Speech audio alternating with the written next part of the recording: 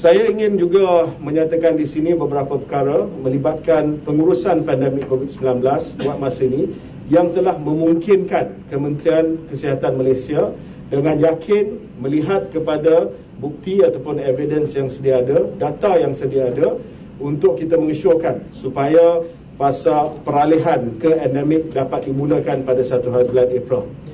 Varian Omicron menyebabkan gejala dan komplikasi penyakit yang lebih sederhana berbanding dengan varian Delta sebelumnya, terutama kepada mereka yang mempunyai tahap imuniti yang tinggi terhadap virus SARS-CoV-2 hasil daripada vaksinasi, dos lengkap, dos penggalak ataupun imuniti semula jadi selepas jangkitan.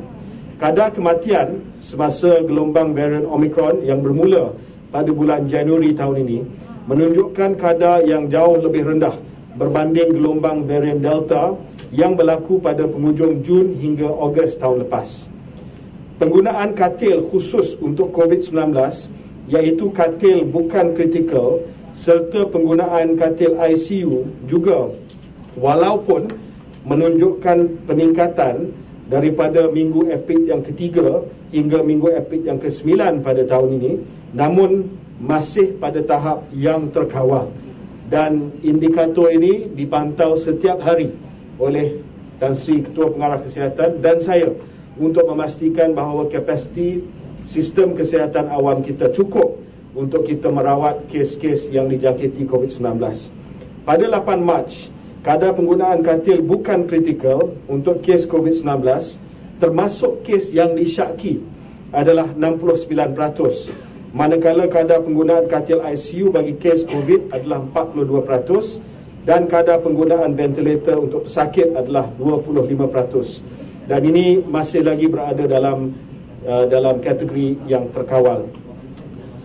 Jika dilihat secara keseluruhan, penggunaan katil bukan klinikal termasuk kes COVID dan bukan COVID adalah 70%, manakala penggunaan keseluruhan katil ICU untuk kes COVID dan bukan COVID adalah 59%. Jadi mesej di sini adalah untuk rawatan COVID dan rawatan non-COVID sekarang kita kapasiti sistem kesihatan awam kita mencukupi untuk kita merawat kedua-dua COVID dan bukan COVID.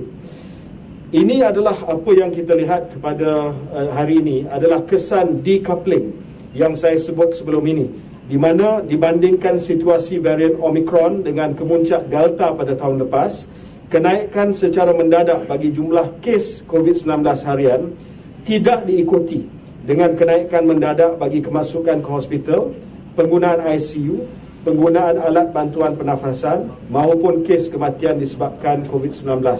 Walaupun ada sedikit peningkatan, ya, kita tidak nafikan, namun 99 kes harian yang kita dapati masih lagi didiagnose pada kategori 1 dan 2. Jadi kes number tinggi, tetapi 99% kes yang kita kesan setiap hari masih dalam kategori 1 dan 2, iaitu kategori asymptomatic, tiada gejala, ataupun kategori yang mempunyai gejala yang ringan yang dapat dipulih di rumah sahaja.